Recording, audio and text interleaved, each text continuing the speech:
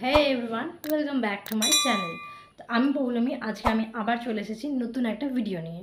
তো ভিডিওটা আমি দেখাবো তোমাদেরকে একটা রান্নার ভিডিও। তো সেই ভিডিওটা হচ্ছে কেক কীভাবে বানাবো, যাতে মানে পুরো স্পঞ্জি দোকানের মতো যেন কেক তৈরি হয় বাড়িতে বানালে। অনেক সময় এরকম হয় যে কেক বানালাম আমি বাড়িতে, কিন্তু প্রচণ্ড শক্ত হয়ে গেছে, কিন্তু না, আমি তোমাদের সাথে শেয়ার করবো যে রেসিপিটা, সেটাতে 100% সফট হবেই হবে, এটা আমার গ্যারেন্টি। কারণ আমি এর আগেও দেখেছি, এর আগে দেখে আমি ট্রাই করেছি, সাকসেস হয়েছি, তারপর তোমাদের সাথে আমি রেসিপিটা শেয়ার করছি।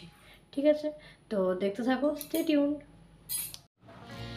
তো কেকটা বানানোর জন্য প্রথমে আমি একটা আটা চালনি নিয়ে নিচ্ছি। তো এরপর আমি এই কাপটা করে মেজারমেন্ট করে প্রত্যেকটা ইনগ্রিডিয়েন্টস নেবো। তো প্রথমে আমি নিলাম ময়দা 2 কাপ। ময়দাটা দেখো পুরোপুরি যেমন আগের কাপটা নিয়েছিলাম সেই রকমই, নেক্সট কাপও আমি সেরকমই নিয়েছি। হাফ চা চামচ আমি বেকিং পাউডার নিলাম, আর তার থেকে আরও কম 1/4 চামচ আমি বেকিং সোডা নিলাম। তো এরপর এটাকে আমি চেলে নিলাম এই কারণেই, যাতে হাওয়াটা ঢোকে আর কেকটা যাতে ফ্লাপি হয়। তারপর আমি মিক্সার জারের মধ্যে নিলাম 2টো ডিম, ভ্যানিলা এসেন্স, আধ কাপের মতন, ওই কাপেরই আধ কাপের মতন চিনি, আর তার সাথে নিলাম 1 কাপ তেল। দেখতেই পাবে তোমরা, পুরো রেসিপিটা কিন্তু ফলো করে যাও, কোনো কিছু স্কিপ করবে না। তো তেলটা নিলাম যাতে জিনিসটা ময়েশ্চার যাতে ভালো হয় ব্যাটারটার, তার জন্য। তো অনেকক্ষণ ধরে আমি এটাকে কিন্তু ফেটিয়ে নেব। ফেটিয়ে নিলে কি হবে, জিনিসটার কেকের যেই ভিতরের যেই ডিমের যে ভাগটা আছে সেই ভাগটা আরও ফ্লাপি হয়ে যাবে। এরপর আমি মিক্সার গ্রাইন্ডারে যেটা গ্রাইন্ড করেছি সেটা বাটির মধ্যে আমি ঢেলে নিলাম। এটা কিন্তু আমি কোনোরকম কোনো হ্যান্ড ব্লেন্ডারে ইউজ করছি না বা কোনো ওভেনের ইউজ করছি না, পুরোটাই হবে আমাদের ঘরোয়া পদ্ধতিতে। তো তারপর আমি যে ড্রাই ইনগ্রিডিয়েন্টসগুলো চেলে রেখেছিলাম সেই ড্রাই ইনগ্রিডিয়েন্টসগুলোকে আমি মেশাবো, আর একটা থিক ব্যাটার তৈরি করব। যতক্ষণ না ঠিক হচ্ছে ততক্ষণ কিন্তু আমি একটু একটু করে জলও আমি অ্যাড করতে পারি, যদি আপনারা চান তা সেখানে দুধও অ্যাড করতে পারেন।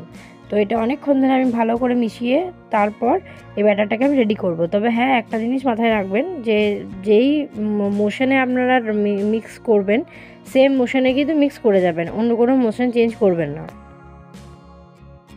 তো দেখো, দেখতেই পাচ্ছ ব্যাটারটা আমার রেডি হয়ে গেছে। এরপর আমি যে ওভেনে যে বাটিটাকে আমি দেবো সেই বাটিটা থেকে যাতে পরে কেকটা হয়ে গেলে পরে কেক বেক হয়ে গেলে ভালোভাবে যেন বেরিয়ে চলে আসে, তার জন্য আমি কি প্রিপারেশন নিচ্ছি সেটাও তোমরা দেখো। তো প্রথমে আমাদেরকে কী করতে হবে, বাটির মধ্যে ভালো করে সাদা তেল লাগিয়ে দিতে হবে। হ্যাঁ, সাদা তেলটা আমি আগে বলতে ভুলে গেছি, আপনারা সাদা তেল যে কোনো ইউজ করতে পারেন, কিন্তু দেখবেন যেন কোনো ফ্লেভার, কোনো সেন্টেড সাদা তেল যেন না হয়, তাহলে কেকের যে ভ্যানিলা এসেন্সের যে স্মেলটা সেটা কিন্তু চলে যাবে। তো আমি ফার্স্টে কী করলাম না, ফার্স্টে আমি তেল বুলিয়ে নিলাম চারিদিকে বাটিটার, তার উপরে আমি শুকনো ডাস্ট ময়দা দিয়ে সেটাকে ভালো করে কভার করে নিলাম। কভার করে নেওয়ার পর আমি এই মিক্সচারটা দিলাম। এরপর আমি এর মধ্যে আপনারা চাইলে কাজু কিশমিশ সবই অ্যাড করতে পারেন। আমি যেহেতু স্পঞ্জ রেডি করেছিলাম ওই জন্য আমি কোনো কাজু কিশমিশ কিছু দিইনি। আর তারপর একবার চামচে করে চারদিকটা ঘুরিয়ে নিলাম। এই কারণেই ঘোরালাম যাতে যদি ভিতরে কোনো লাম্প থেকে থাকে তাহলে সেটা ক্লিয়ার হয়ে যাবে। আর গ্যাসে আমি চাপানোর আগে কিন্তু প্রেশার কুকারটাকে 2 মিনিট ধরে হাই ফ্লেমে দিয়ে প্রিহিট করে রেখেছিলাম। তারপর 2 মিনিট হয়ে যাওয়ার পর আমি ঢাকা খুলে যে বাটিটা আমি রেডি করেছিলাম সেই বাটিটাকে আমি রেখে দিলাম তার নিচে একটা ছোট্ট মতন প্লেট দিয়ে। প্লেটের উপর আমি বাটিটা বসিয়েছিলাম। তো এই যে দেখতেই পাচ্ছ আমার কেকটা কিন্তু রেডি হয়ে গেছে। আমি কিন্তু কেকের ভিতরে আমি এটা ভরছি, তাতেও কিন্তু কেকটা কিন্তু লাগছে না, কেকের যে ব্যাটারটা ছিল সেটা কিন্তু লাগছে না, তার মানে আমাদেরকে ধরতে হবে যে এটা আমাদের রেডি হয়ে গেছে কেকটা। তো চলো এবার নামিয়ে নিয়ে দেখা যাক যে কেকটা কতটা স্পঞ্জি হয়েছে।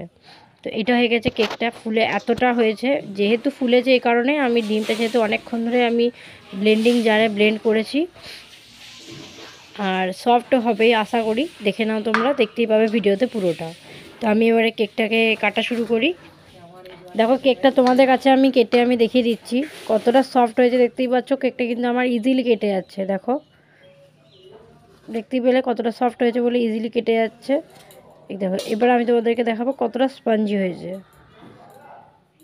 দেখতে পাচ্ছ কেকটা ফ্লাপিও হয়েছে, প্লাস দেখো কতটা স্পঞ্জি হয়েছে, কতটা সফট হয়েছে তোমরা বুঝতে পারছো। তো রেসিপিটা যদি ভালো লেগে থাকে লাইক শেয়ার সাবস্ক্রাইব করতে ভুলো না। এরপর আরও নতুন নতুন তোমাদের সাথে রেসিপি